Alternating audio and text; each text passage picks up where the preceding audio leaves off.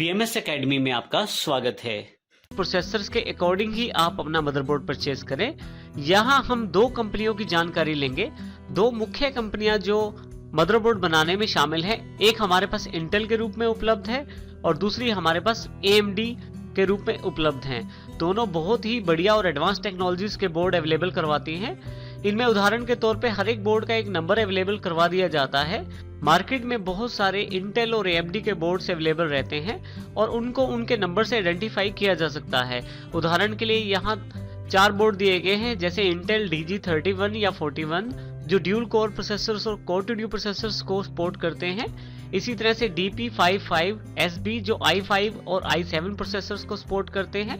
हमारे पास ASUS M5A97LE board रहता है जो AMD सीरीज के प्रोसेसर्स को सपोर्ट करता है। यदि आपके पास पुराना P4 प्रोसेसर अवेलेबल है तो आप चाइनीज चिपसेट, चाइनीज 945 बोर्ड के नाम से जाने जाते हैं, उनमें आप अपने P4 प्रोसेसर्स को प्रयोग कर सकते हैं। तो इस प्रकार से अलग अलग बोर्ड एक अलग सीरीज को रिप्रेजेंट करता है। नेक्स्ट पार्ट जो हमारे कंप्यूटर में सबसे इंपॉर्टेंट है वो है CPU, central processing unit. CPU हमारे कंप्यूटर के एक दिमाग की तरह होता है जो सभी इंस्ट्रक्शंस को समझता है, सभी कैलकुलेशंस करता है और सभी प्रायोरिटीज डिसाइड करता है। और इसी के अलावा ऑपरेटिंग सिस्टम को सारी कमांड्स भी वही निर्देश करता है।